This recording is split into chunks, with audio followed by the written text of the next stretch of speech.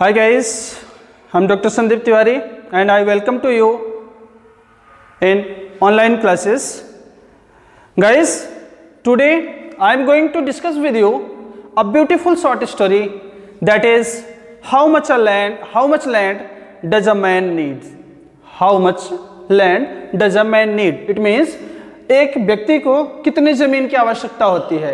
And this beautiful story is written by Leo Tolstoy, a famous story writer, and our national father, जिसको आप nation father बोलते हो, राष्ट्रपिता बोलते हो, Mahatma Gandhi, he was much affected by this writer. Okay, so चलिए अब इस स्टोरी के बारे में जानते हैं. इस स्टोरी में क्या है, इसकी समरी को देखते हैं, इसके इंट्रोडक्शन को भी देखते हैं और इस स्टोरी को वन बाय वन डिस्कस करते हैं. Okay, let's start. तो चलिए स्टूडेंट्स देखते हैं इस प्यारी सी स्टोरी को. फर्स्ट ऑफ ऑल हम राइटर के इंट्रोडक्शन को एक बार डिस्कस कर लेते हैं. Leo Tolstoy was born the fourth of 5 children to wealthy Russian aristocrats. Leo Tolstoy एक अमीर रशिया का एरिस्टोक्रेट्स उच्च कुलीन समाज का व्यक्ति था और उसके 5 बच्चे थे, जिसमें से लियो टॉल्स्टॉय चौथे नंबर का था. मतलब Leo Tolstoy 5 brother and sister थे और वो एक वेल्दी एरिस्टोक्रेटिक फैमिली के चिल्ड्रन थे. Both of Leo Tolstoy's parents died early in his childhood. दोनों, उसके माता और पिता दोनों उसके चाइल्डहुड में जल्दी ही उनकी डेथ हो जाती है. As a young man Tolstoy studied at law at Kazan university. However he was a poor student and quickly dropped out. युवावस्था में आने के बाद लियो टॉल्स्टॉय ने लॉ की स्टडी की. कहाँ से? केजन यूनिवर्सिटी से. और वो एक पुअर स्टूडेंट था, मतलब पढ़ने में ज़्यादा इंटेलिजेंट नहीं था. That's why quickly dropped out. इस वजह से वो जल्दी ही फेल हो जाता है या पढ़ाई छोड़ देता है. Tolstoy soon joined the army and began to write, publishing his first novel Childhood in 1852. उसके बाद क्या होता है, लियो टॉल्स्टॉय जल्दी ही वो आर्मी ज्वाइन कर लेता है और उसी टाइम से वो राइटिंग का काम स्टार्ट करता है और जल्दी ही 1852 में उसने अपना पहला नावल, जिसका नाम था चाइल्डहुड, उसको पब्लिश करवाया. Tolstoy wrote most of his major works including War and Peace during this time. अब आर्मी में था और राइटिंग का काम कर रहा था, तो उसका सब्जेक्ट मैटर क्या होना चाहिए? वही वॉर और पीस, युद्ध और शांति, इससे रिलेटेड ही हो सकता है.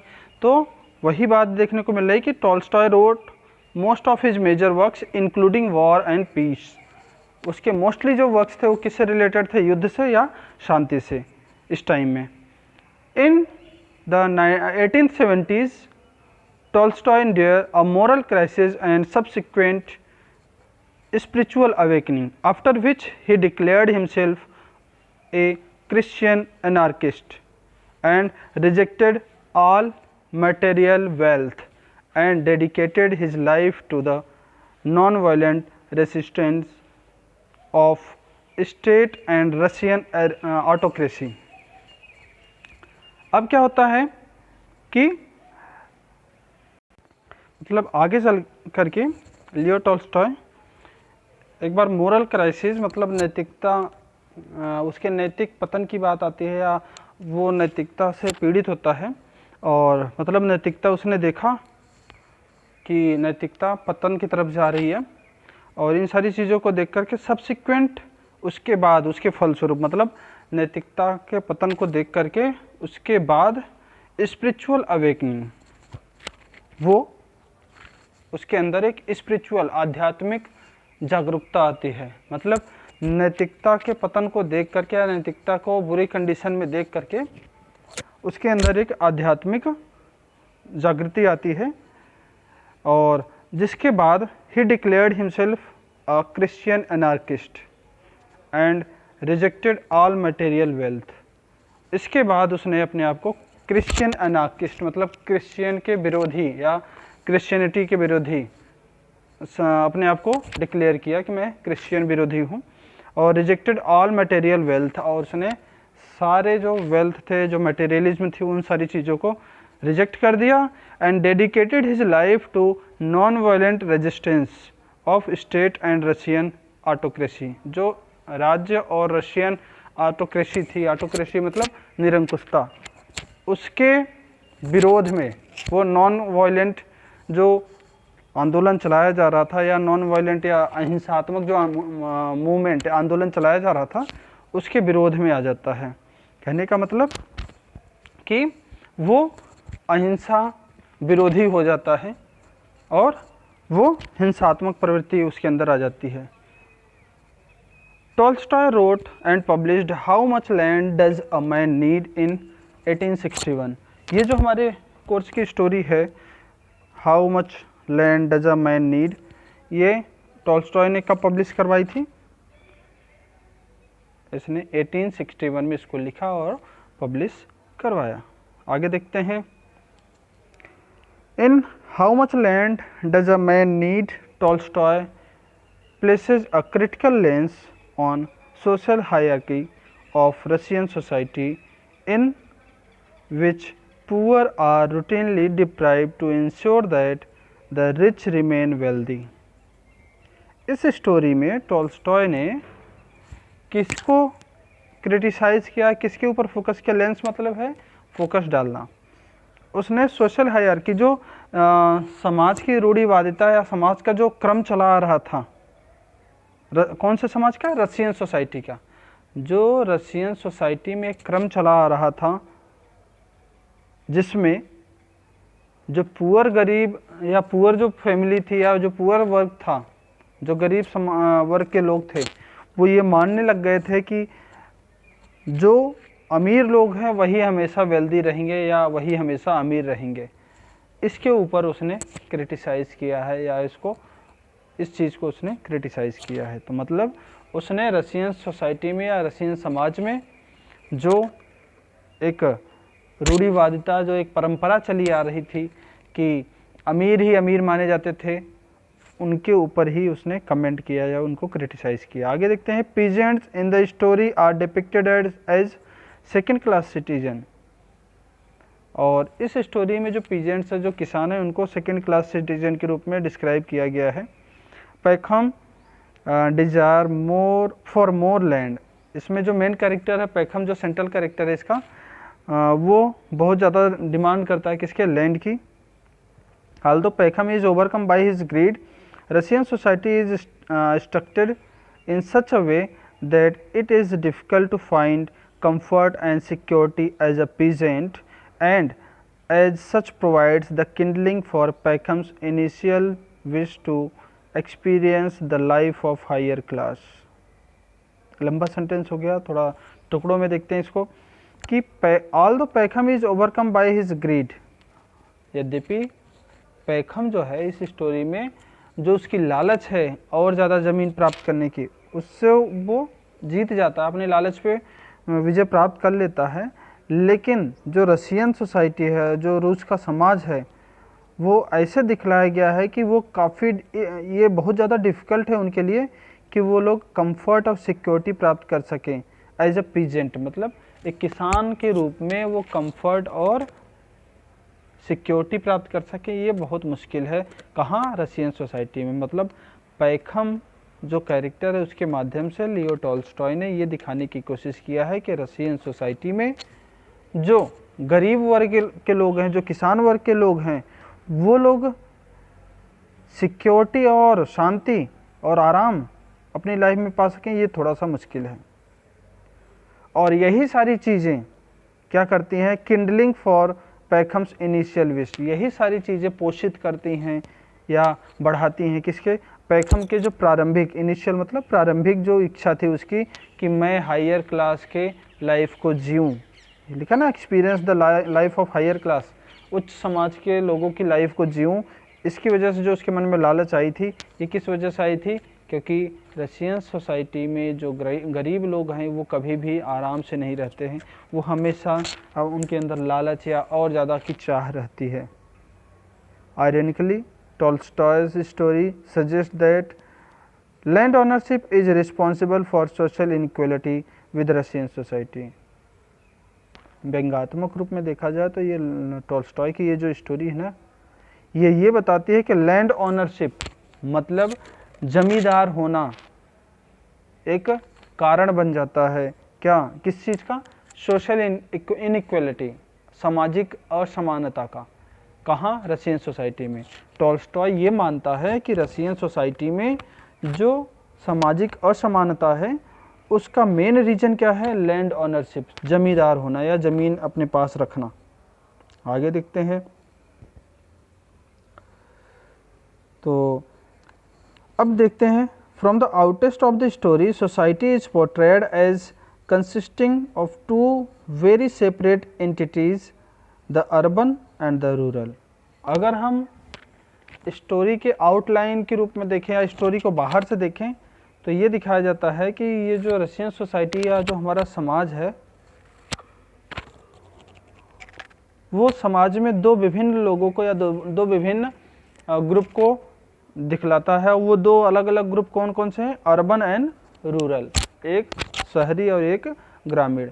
These class differences are exemplified by Pahom's sister in law, the merchant's wife comes from a nameless town to visit her younger sister in the country।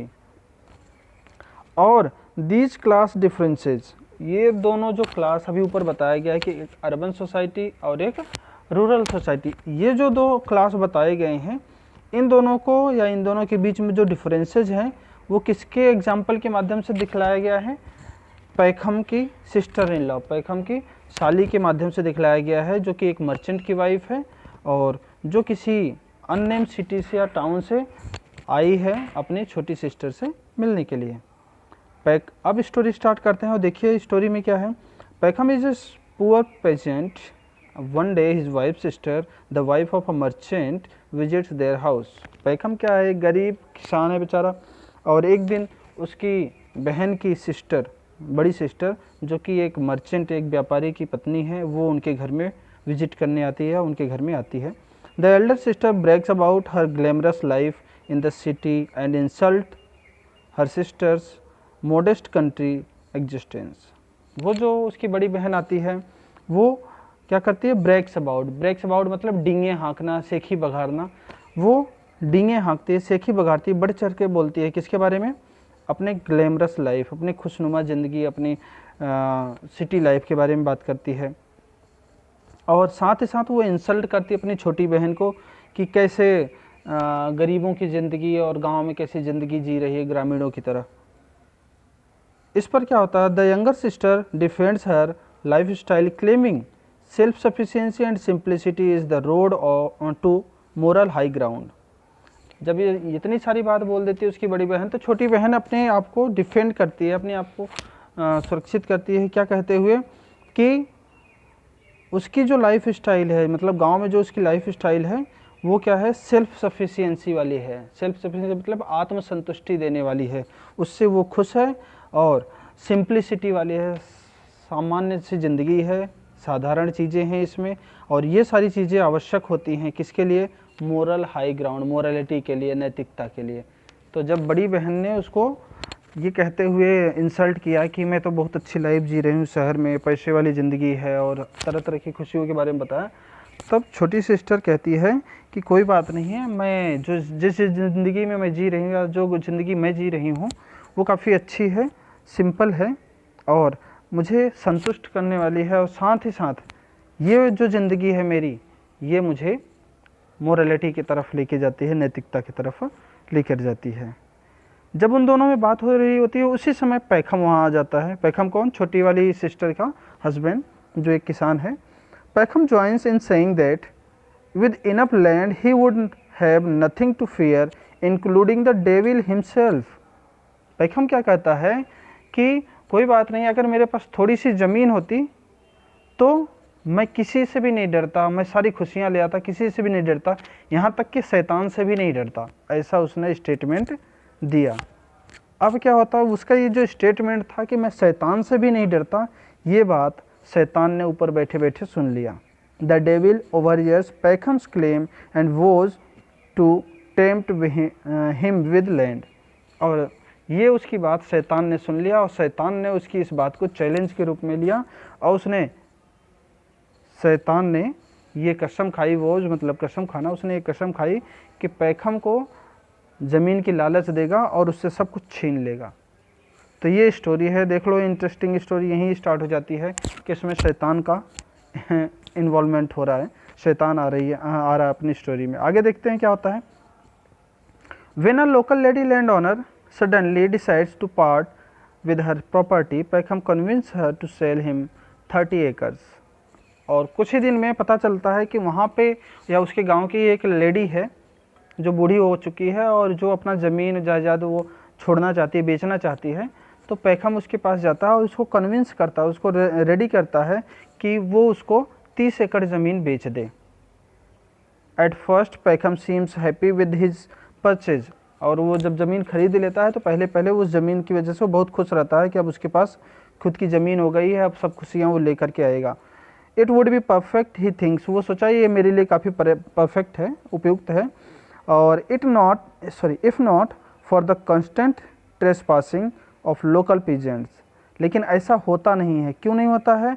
क्योंकि कांस्टेंट मतलब लगातार, ट्रेसपासिंग मतलब कब्जा जमाना, किसके द्वारा?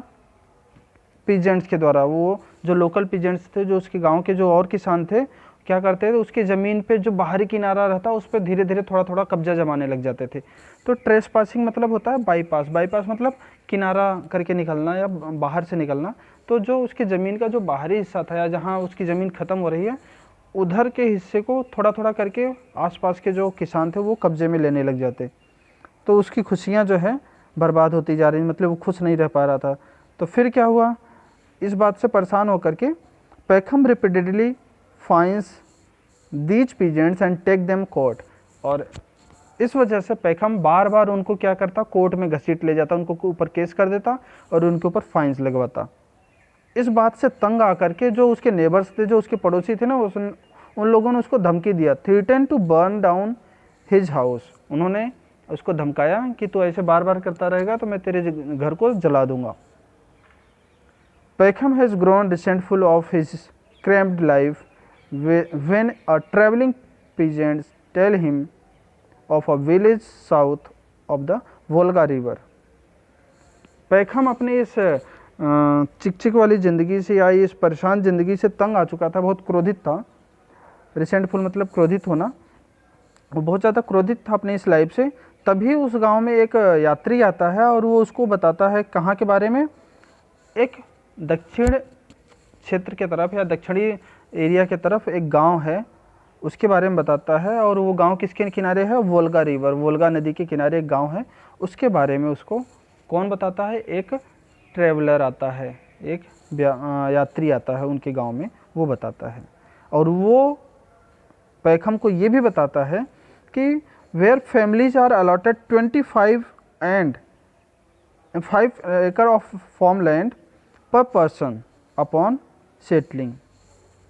उसने पैखम को ये भी बताया कि वहाँ पर हर एक व्यक्ति को, फैमिली में हर एक कैंडिडेट को 25 एकड़ ज़मीन मिल रही है, मतलब 25 एकड़ ज़मीन हर एक कैंडिडेट को दिया जा रहा है उस गांव में।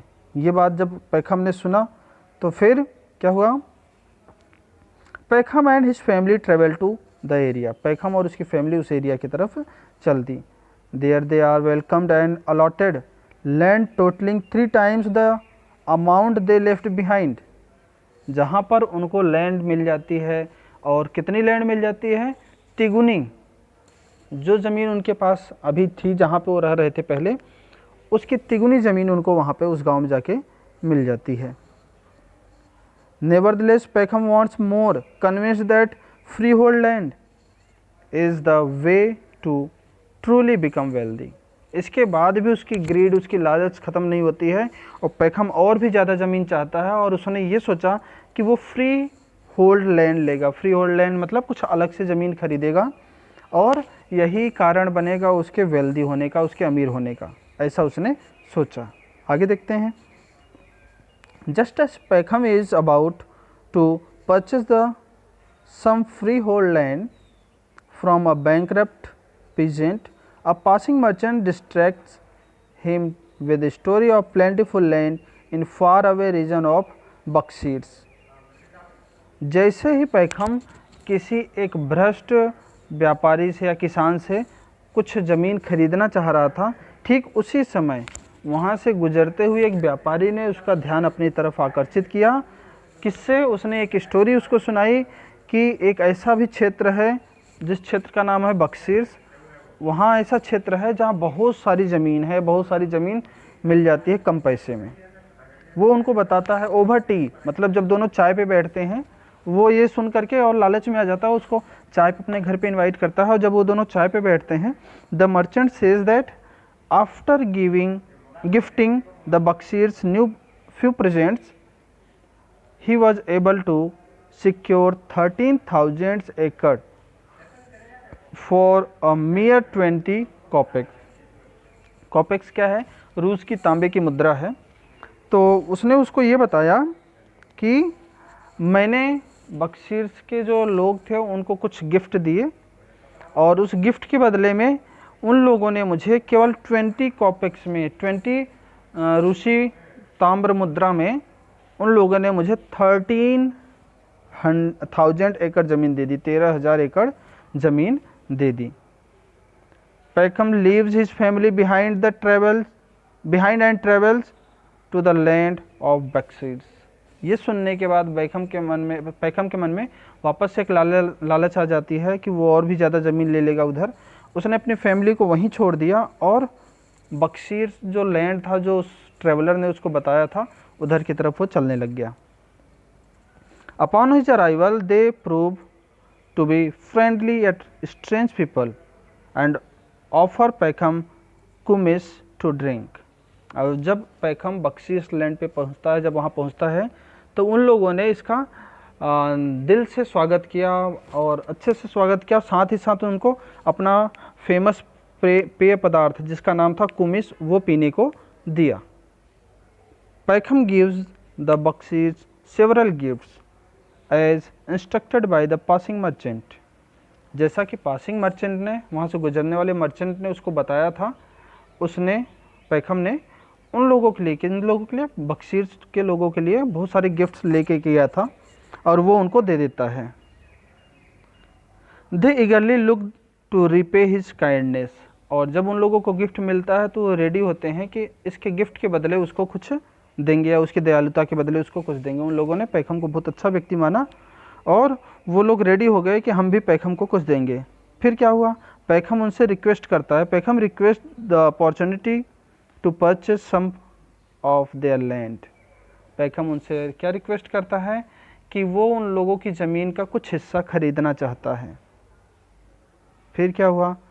The Bashkirs elder soon arrives and agree to sell Pahom as much land as he can travel around in one day for the price of 1,000 rubles.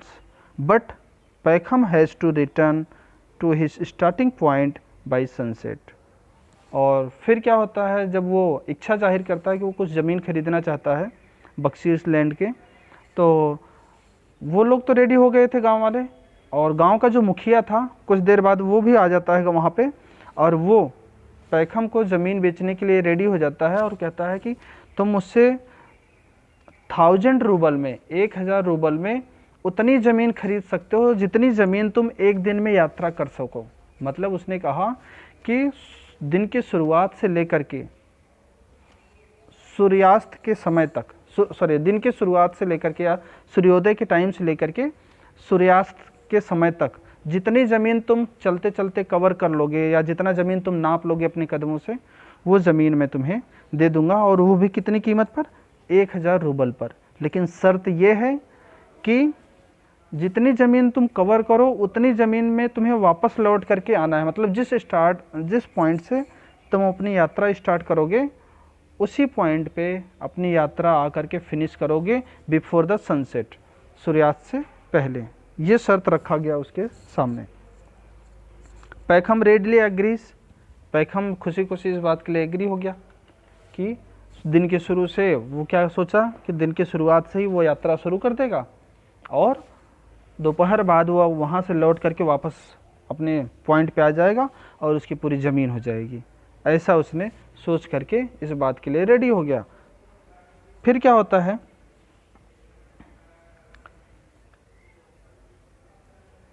That night Pahom experiences a strange dream in which the Bashkir elder, the passing merchant and the travelling peasant each transform into devil, who then laugh at dead body and nearly naked figure at his feet। उसी रात, मतलब जिस दिन ये सौदा हुआ उस रात में जब वो सो रहा था कि सुबह उठ करके अपनी यात्रा स्टार्ट करूँगा, उसी रात जब वो सो रहा था तो उसने सपने में देखा कि वो जो बक्सीर का एल्डर है, जो जिसने वो शर्त रखी थी, बक्सीर का जो सब मुखिया था वो, और जो पासिंग मर्चेंट था जो जिसने बक्सीर लैंड के बारे में उसको बताया, और साथ ही साथ वो ट्रैवलर जिसने शुरू में उसको ज़मीन के बारे में बताया था, वो तीनों किस में बदल जाते हैं, डेविल में, शैतान में बदल जाते हैं। और शैतान में बदलने के साथ साथ वो लोग, उनके कदमों के पास एक नंगी लाश पड़ी हुई थी, उसको देख करके वो लोग हंस रहे थे। ऐसा उसने सपने में देखा कि तीनों जो है शैतान बन जाते हैं और उनके कदमों के पास एक नंगी लाश पड़ी हुई है, उसको देख करके वो लोग हंस रहे हैं। आगे वो ये देखता है कि वो जो लाश है ना, डेड बॉडी है, वो खुद पैखम की है, मतलब खुद पैखम ही है। अपॉन वॉकिंग हैंगओवर ही ब्रशेज, फिर क्या होता है, जब वो अपॉन वेकिंग, और जब वो सुबह सुबह उठता है, नींद से जगता है, he brushes off the dream, उसने उस स्वप्न को भुला दिया। He sets his eyes on the land waiting to be claimed, grab his spade and began his walk, और उसने अपनी आंखें अपने उद्देश्य पे, अपने एम पर फिक्स किया, जो ज़मीन उसको नापना था, और उसने ग्रैब मतलब उठाया, लेना, पकड़ना, स्पेड फावड़ा लिया उसने अपना, और यात्रा स्टार्ट कर दी। Despite the growing heat of sun, Pahom easily covers approximately 6 miles of land, marking his way with the spade and shading his clothing to keep cool। धीरे धीरे दिन में सूर्य की रोशनी बढ़ती जा रही थी। सूर्य की रोशनी बढ़ने से गर्मी बढ़ती जा रही थी, और गर्मी बढ़ने के बावजूद भी पैखम ने लगभग 6 मील दूरी तय कर ली थी, और उसने अपने फावड़े से निशान बनाते गया कि लौटते वक्त उसको आसानी रहेगी कि इसी रास्ते उसको लौटना है। तो फावड़े से निशान बनाते हुए जा रहा था, और साथ ही साथ गर्मी को बर्दाश्त करने के लिए उसने अपने सारे कपड़े खोल करके उसको छाया, उन कपड़ों से छाया किए हुए अपने सिर पर रखे हुए चला जा रहा था। By midday, Peckham has grown uncomfortable under the relentless sun, but he pushes on। और जैसे ही दोपहर का टाइम हुआ, पैखम बिल्कुल दुखी हो गया तपते हुए सूर्य से, और फिर भी वो अपने आप को धकेलता रहा है, मतलब आगे की तरफ चलता रहा। After having walk 10 miles, he realizes that hasten his pace to ensure that he returns by sundown। जब वो 10 मील लगभग दूरी तय कर लिया था, तो उसने रियलाइज़ किया कि अभी तो सूर्यास्त की तरफ सूर्य जाने लग गया है, तो मुझे अपनी गति बढ़ानी चाहिए ताकि और भी ज़्यादा से ज़्यादा वो ज़मीन नाप सके, ऐसा उसने सोचा। फिर क्या होता है, Pahom races back and arrives at his starting point just as setting sun across the origin. और ऐसा करने के बाद वो चलता गया। बाद में उसने रियलाइज़ किया कि अब उसको लौट जाना चाहिए, और जब उसने ये सोचा तो वो जहाँ तक उसने दूरी तय की थी, वहाँ पर उसने गड्ढा खोद करके अपना फावड़ा गाड़ करके वहाँ से वो भागना स्टार्ट किया सूर्यास्त की तरफ, या अपने पॉइंट की तरफ जहाँ से उसने स्टार्ट किया था। और भागता रहा। रास्ते में वो थक गया, लेकिन वो रुक नहीं पा रहा था। थोड़ी देर चलने के बाद उसने देखा, पहाड़ी पे पहुंच करके उसने देखा कि कुछ लोग जो गांव के लोग थे उसको चीयर कर रहे थे कि you can do it, you can do it. तो वो रुकना, आराम करना तो चाह रहा था, लेकिन उनकी आवाज़ सुन करके वो फिर रुकता नहीं और तेज़ अपनी गति कर लेता और भागते रहता है। और फिर क्या होता है, Pahom races back and arrives at his starting point just a setting sun across the horizon. Pahom भागता रहा और अपने स्टार्टिंग पॉइंट पे पहुंच जाता है। कब? जैसे ही सन क्या करता है, क्रॉस करता है किसको? हॉरिजन को। मतलब जैसे सन क्षितिज को छूता है, मतलब सूर्यास्त होने वाला होता है या सूर्यास्त होने के अंतिम कगार पे होता है, उस समय वो अपने पॉइंट पे पहुंच जाता है, मतलब वो शर्त पूरी कर लेता है। लेकिन होता क्या है वो देखिए, he then promptly drop dead from exhaustion. लेकिन he was so much tired, बहुत ज़्यादा थका हुआ था कि वो वहीं पे गिर जाता है और गिरने के साथ साथ उसकी डेथ हो जाती है। His workman uses the spade to dig Peckham's grave, answering the story's title question। और उसके जो साथी लोग थे, जो उसके साथ में थे, उसके आदमी, उन लोगों ने ही जहाँ पे वो गिरा था वहीं पे फावड़े से उसकी कब्र खोद दी। और कब्र जब वो खोद रहे थे तो उन्होंने इस स्टोरी का जो टाइटल था, how much land does a man need, उसका आंसर दिया। और आंसर देते हुए उन्होंने क्या कहा, in the end a man needs only enough a land to bury him. उन्होंने क्या आंसर दिया कि आदमी को लास्ट में कितनी ज़मीन चाहिए? उतनी ही ज़मीन चाहिए जिसमें उसको दफन किया जा सके या जिसमें उसको जलाया जा सके। ऐसा उत्तर देते हुए पैखम के जो साथी थे या जो उसके वर्कर्स थे, उन्होंने वहीं पे जहाँ पे वो गिरा था उसको वहीं पे कब्र खोद देते हैं उसकी, वहाँ पे उसको गाड़ देते हैं। तो देखो बच्चों, लालच का नतीजा क्या निकल के आया और स्टोरी कहाँ जाके एंड हुई। अब आप इस फिगर को देखेंगे तो आपको समझ में आ जाएगा। इस फिगर्स को देख करके, पहले वाले फिगर में सबसे ऊपर वाले में देख रहे होगे, पैखम फावड़ा लेके भाग रहा है, थका हुआ है, उसके बाद भी भाग रहा है सूर्य की गर्मी की वजह से भागते भागते। दूसरे वाले फिगर में आप देखोगे जो मिडिल में है कि वो अपने स्टार्टिंग पॉइंट पे पहुंचा और वहीं पे गिर करके उसकी डेथ हो जाती है। और जब डेथ हो जाती है तो देख रहे होगे साइड में उसके व्यक्ति जो है उसकी कब्र खोद रहे हैं। और तीसरे वाले फिगर में देखोगे उसको ज़मीन में वहीं गाड़ दिया जाता है और जितनी ज़मीन पे वो लेटा हुआ दिखाई दे रहा उतनी ही ज़मीन की उसको आवश्यकता थी। यही स्टोरी का टाइटल था और यही हमारी स्टोरी थी, बहुत प्यारी सी, जैसा कि आप लोगों को समझ में आ गया होगा। और इसके साथ ही हमारी ये जो स्टोरी है वो फिनिश होती है। और आई होप कि ये स्टोरी आपको समझ में भी आ गई हो, कि फिर भी अगर कोई प्रॉब्लम हो, कोई डाउट हो, you can ask me. Okay बच्चों, सो आज की क्लास में बस इतना ही। मिलते हैं नेक्स्ट क्लास में नेक्स्ट टॉपिक के साथ, तब तक के लिए बाय बाय।